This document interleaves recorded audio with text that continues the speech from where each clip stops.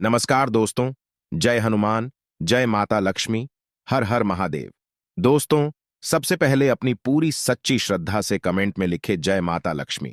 माता लक्ष्मी की कृपा से आपके घर में धन दौलत की बरकत होना शुरू हो जाएगी। दोस्तों, क्या आप भी अपने घर की सुख शांति, संतान की कमी या धन की कमी और कर्जे से परेशान हैं? या आपका भाग्य आपका साथ नहीं दे रहा है? या फिर आपके घर में लक्ष्मी का वास नहीं हो रहा है? आपके घर की सुख शांति में रुकावट आ रही है और आपके कार्य नहीं बन रहे हैं? तो दोस्तों, आज की इस वीडियो में एक बहुत ही महत्वपूर्ण जानकारी देने वाले हैं। जो भी महिलाएं रात में अपने पति के साथ सोती हैं, उन महिलाओं के लिए यह जानकारी बहुत ही जरूरी है। दोस्तों, जो महिलाएं अपने पति से नाराज रहती हैं या अपने पति के साथ नहीं सोती है, तो इस वीडियो को नजरअंदाज बिल्कुल भी मत कीजिएगा। इस वीडियो को आप लोग भी अंत तक जरूर देख लीजिए, क्योंकि यह महत्वपूर्ण वीडियो आप सभी के लिए बहुत ही ज्यादा महत्वपूर्ण है। इसलिए इस वीडियो को अंत तक देखें। चलिए वीडियो शुरू करते हैं। उससे पहले, हे लक्ष्मी माता जी, जो भी आपके इस चैनल को सब्सक्राइब करें तो उसके घर में धन दौलत की कमी ना हो और उसका परिवार सदैव हंसता मुस्कुराता कुशल मंगल रहे। दर्शकों, किसी गांव में एक गरीब सेठ रहता था। जी हाँ, गरीब सेठ। आप सोच रहे होंगे, सेठ था और वह भी गरीब। ये दोनों विरोधाभासी शब्द एक साथ कैसे? ये सब भाग्य का खेल है। दोस्तों, हर इंसान के जीवन में कभी उतार कभी चढ़ाव आते हैं। उसी तरह दयाराम सेठ भी किसी जमाने में बहुत अमीर हुआ करता था और वह खूब दान धर्म और पुण्य भी किया करता था। लेकिन समय पलटा और वह धीरे धीरे अपना धन खोता गया और आखिरकार आज इस हालत में पहुंच गया कि लोग उसे गरीब सेठ के नाम से जानने लगे। लेकिन वह कहते हैं ना कि अच्छे कर्मों का फल देर सवेर ही सही, मिलता जरूर है। ऐसा ही कुछ इस गरीब सेठ के साथ भी होने वाला था। जिस गांव में यह सेठ रहा करता था, वहां पर एक बार राजा के लोगों ने ऐलान किया कि जिसने भी अच्छे काम किए हैं, वह अपने अच्छे काम गिनवाकर राजा से उसके बदले में जो भी उसका मन हो राजा से लेकर जाए। इस ऐलान को सेठ की पत्नी ने सुन लिया। सेठ की पत्नी बहुत खुश हो गई, क्योंकि वह जानती थी कि अपने अच्छे दिनों में सेठ ने अनगिनत पुण्य के काम किए हैं। यह बात जब पत्नी ने सेठ को बताई तो सेठ भी खुश हो गया और बोला, अगर ऐसा है तो फिर हमें बहुत बड़ा इनाम मिलना चाहिए, क्योंकि हमारे अच्छे कामों की सूची बहुत बड़ी है। अगले दिन सेठ सुबह सुबह 4 रोटियां बांधकर राजा के महल की तरफ चल पड़ा। सेठ के घर से राजा का महल काफी दूर था। सफर लंबा था। आधे रास्ते में पहुंचने के बाद सेठ काफी थक गया। सेठ एक पेड़ की छांव के नीचे बैठकर आराम करने लगा और वहीं पर अपने साथ लाई रोटियां खाने की सोचने लगा। सेठ खाने की सोच ही रहा था कि तभी वहां पर उसके सामने एक गाय और उसके 2 बछड़े आए।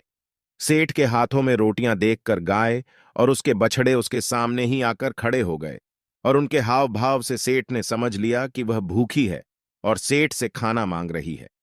अपने अच्छे दिनों में सेठ के पास काफी गाय थी, इसलिए गायों का व्यवहार सेठ अच्छे से जानता था। सेठ की परिस्थिति भले ही अभी अच्छी नहीं थी, लेकिन सेठ का स्वभाव बिल्कुल भी नहीं बदला था। वह पहले से ही परोपकारी था, इसलिए उसको गाय पर दया आ गई और उसने अपने साथ बांध कर लाई। रोटियों में से 2 रोटियां गाय को खिला दी।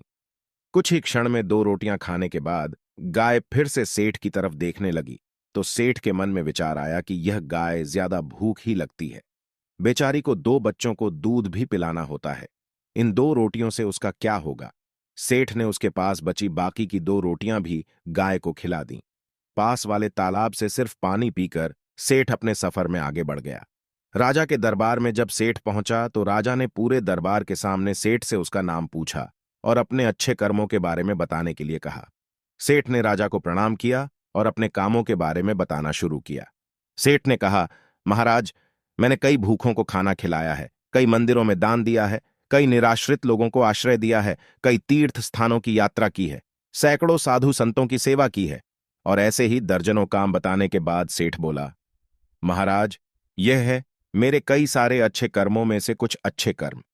इनके बदले आप जो भी इनाम देना चाहें दे दीजिए।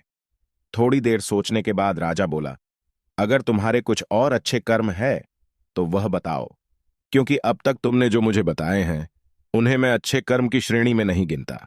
सेठ को राजा की बात सुनकर बड़ा आश्चर्य हुआ।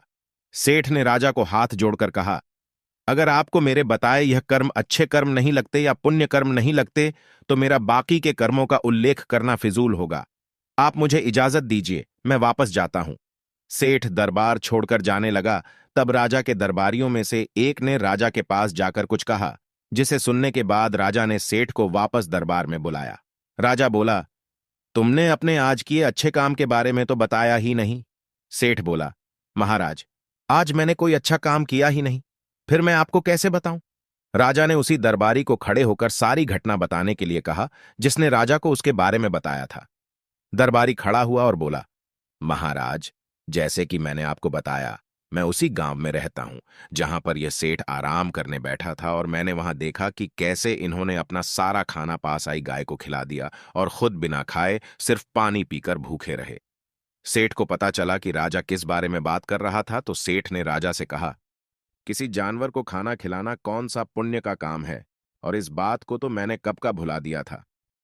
राजा ने सेठ से कहा, मेरे महान गुरुजी के बताए अनुसार मैं भी उन्हीं कामों को पुण्य कर्म मानता हूं जिन्हें करते समय सच में निस्वार्थ भाव से किया जाए, उसी के लिए किया जाए जिसको उसकी जरूरत हो, और सबसे बड़ी बात, उस काम को करने के बाद भुला दिया जाए। यही कारण है कि आज तुमने जो काम किया वह तुम्हारे किए गए आज तक के सभी कामों में सबसे उत्तम और सर्वश्रेष्ठ था, जिसके लिए तुम सच में इनाम के हकदार हो। इसके बाद राजा ने उस सेठ को अपना सबसे विश्वसनीय सेवक का पद दे दिया। उस राजा के दरबार में बैठने का अब अवसर मिल चुका था। वह बहुत खुश हुआ। वह तुरंत जाकर के अपनी पत्नी से बताया कि भाग्यवान, आज मुझे राजा साहब ने बहुत ही बड़ा इनाम दे दिया। उन्होंने मुझे अपने यहां अपना सबसे करीबी सेवक के रूप में रखने को कहा है। यह सुनकर पत्नी खूब खुश हो गई और कहने लगी हैं, भगवान, तेरा लाख लाख शुक्र है, आज तूने मेरी सुन ही ली। अब सेठ राजा के निजी सेवक के रूप में राजा के साथ रहने लगा। राजा उस पर बहुत ज्यादा भरोसा करता था, क्योंकि उसे पता था कि सेठ बहुत ही ईमानदार आदमी है। वह कभी भी झूठ और बेईमानी नहीं करेगा। दरबार में जब भी कोई मुख्य कार्य होता तो वह कार्य राजा साहब उस सेठ को ही सौंपते, और राजा साहब का कार्य सेठ भी बड़ी ही ईमानदारी के साथ अपनी देखरेख में ही करवाता था। एक दिन राजा अपने महल में बैठा हुआ था, और वहां पर उसका निजी सेवक सेठ भी उन्हीं के साथ बैठा हुआ था। तभी अचानक वहां पर एक सिपाही आता है और राजा से कहता है कि राजा साहब, आपसे कोई साधु मिलना चाहता है। तब राजा ने आदेश दिया कि उसे सम्मानित पूर्वक हमारे पास ले आओ। सिपाही बाहर जाता है और साधु को अपने साथ सम्मान पूर्वक अंदर लेकर आता है। राजा उसे साधु को बड़े सम्मान पूर्वक अपने महल में रखता है और उसे भोजन, पानी आदि करवाता है। इससे साधु राजा साहब से बहुत खुश हो जाते हैं। उसके बाद साधु राजा साहब से कहते हैं कि हे राजन, मैं आपकी सेवा भाव को देखकर बहुत प्रसन्न हुआ, इसलिए मैं आपको एक छोटी सी सीख देना चाहता हूं, जिसे अपने जीवन में जरूर उतार लीजिएगा। उन्होंने कहा कि हर पुरुष को सदैव इस बात का याद रखना चाहिए कि हमेशा किसी भी पुरुष को अपनी पत्नी से बहुत अच्छे संबंध रखने चाहिए, और यदि कभी पति या पत्नी के बीच में कोई अनबन या कोई झगड़ा होता है तो उसे समय रहते जरूर सुलझा लेना चाहिए, क्योंकि पति पत्नी के आपसी कलह के कारण घर में गरीबी और दरिद्रता वास करने लगती है। इसलिए पति और पत्नी के बीच में स्नेह होना बहुत ही आवश्यक है।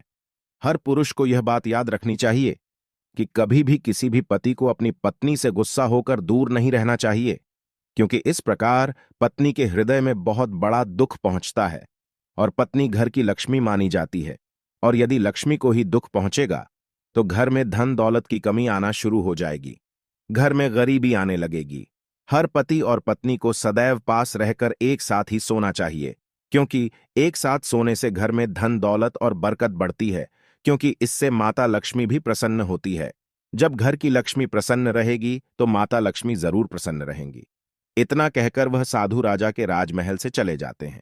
कुछ दिन बाद एक दिन राजा का रानी से झगड़ा हो जाता है और वह दोनों अलग अलग जगह पर रहने लगते हैं, अर्थात दोनों एक दूसरे से दूर रहने लगते हैं।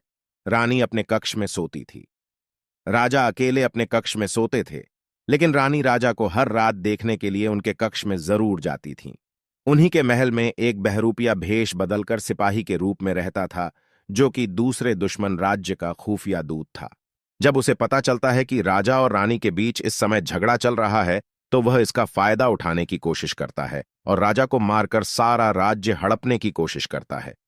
एक रात वह अपने कुछ साथियों के साथ राजा को मारने के लिए उसके कक्ष में जाने को तैयार होता है, क्योंकि राजा अपने कक्ष में अकेला सोया हुआ था। उनके साथ उनकी रानी साहिबा भी नहीं थी।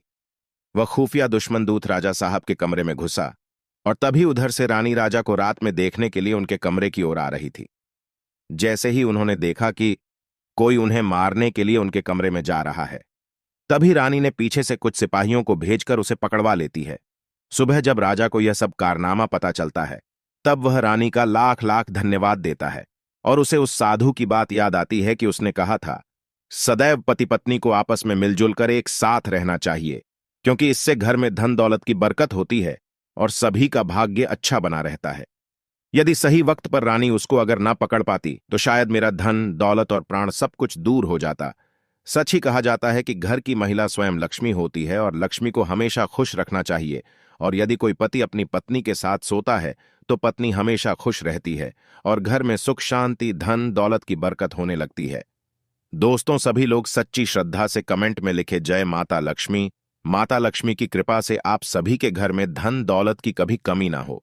दोस्तों, ऐसी ही और इंटरेस्टिंग वीडियो देखने के लिए इस चैनल को अभी सब्सक्राइब करें और कमेंट सेक्शन में जय मां लक्ष्मी, हर हर महादेव लिखना ना भूलें। धन्यवाद।